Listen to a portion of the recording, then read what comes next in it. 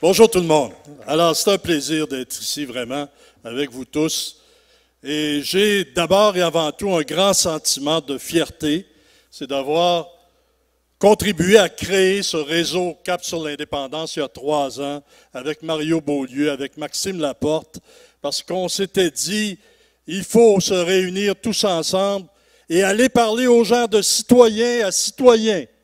Les gens sont habitués à se faire solliciter pour des votes, à se faire solliciter pour financer des partis politiques. Bien, il y a quelque chose de nouveau qui s'est passé cet après-midi, puis dans toutes les régions du Québec, c'est qu'il y a des gens qui sont allés cogner aux portes pour aller parler aux gens de citoyen à citoyen, leur parler de notre avenir national, leur parler de la nécessité pour nous de contrôler nos propres affaires et de nous donner un pays.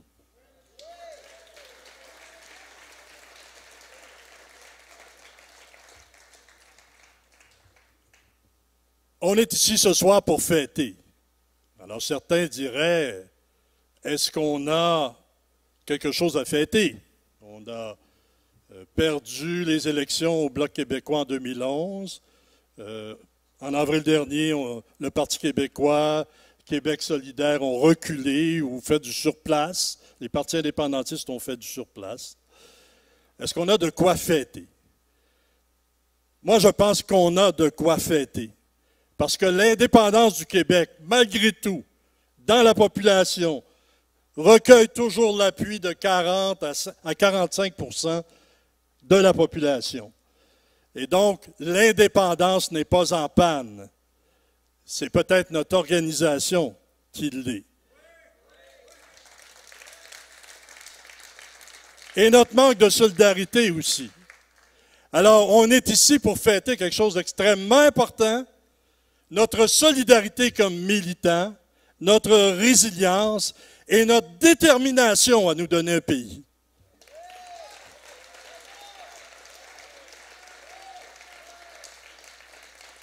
C'est particulièrement important en ce moment où les 2 paliers de gouvernement qui nous dirigent, qui nous gouvernent, sont en train de détruire tous les acquis du Québec, petit à petit.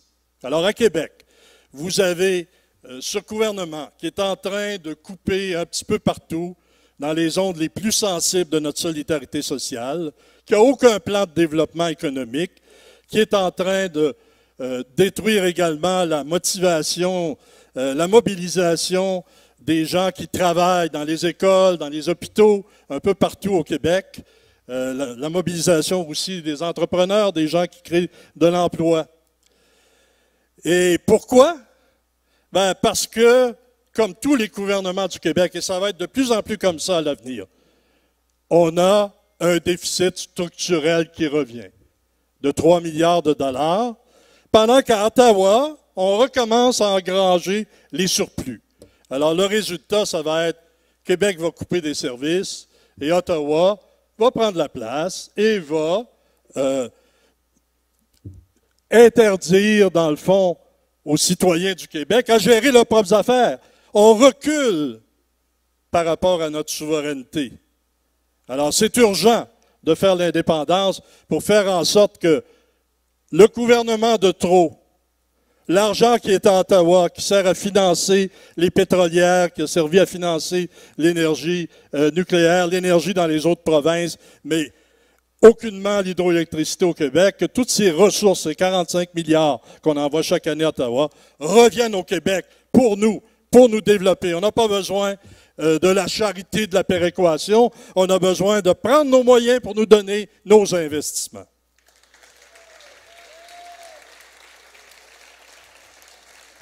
Et le pire qui se passe actuellement, vous savez qu'on a financé à hauteur de 14 milliards les sables bitumineux d'Alberta. Eh bien, ils nous reviennent sous forme de transport par les trains pour l'exportation, comme on a vu à Lac-Mégantic. Ils nous reviennent sous forme d'inversion du pipeline d'Enbridge dans Montréal-Est qui passe à travers les terrains les plus habités du Québec.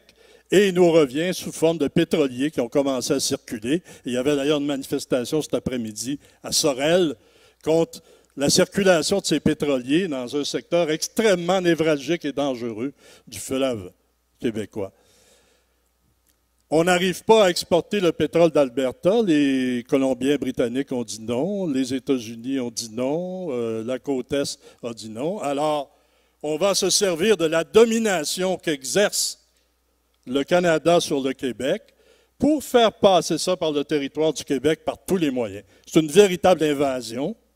On sert de paillasson pour l'industrie pétrolière, pour exporter du pétrole contre nos valeurs, contre nos intérêts les plus immédiats, les plus évidents. Et donc, ça aussi, ça fait en sorte que c'est urgent. Pour reprendre en main notre territoire, pour contrôler, pour décider qu'est-ce qui va passer dessus, et pour nous donner aussi une économie verte et non pas une économie fondée sur le pétrole. C'est ça qui va nous permettre de nous épanouir comme nation.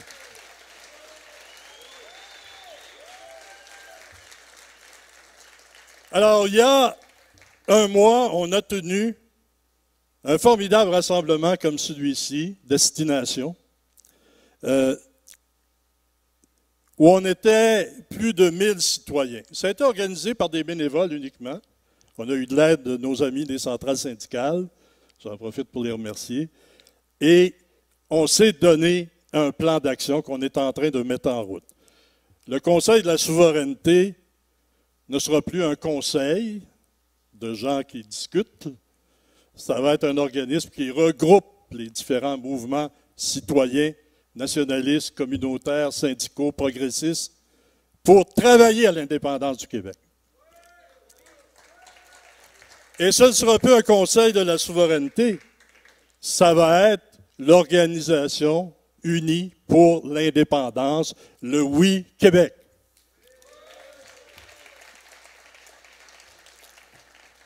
Et ce Oui Québec, nous sommes en train de l'organiser. On a déjà 8 régions d'organiser. On est en train de préparer les instruments publicitaires et tout ça. Et ce qui se passe avec Entêté d'Agenir, c'est une des premières retombées de Destination, dans le sens que Destination a dit il faut que tous les mouvements indépendantistes s'embarquent dans le porte-à-porte, dans les assemblées de cuisine, dans ce que l'opération Bélier représente comme volonté de convaincre nos citoyens de l'indépendance.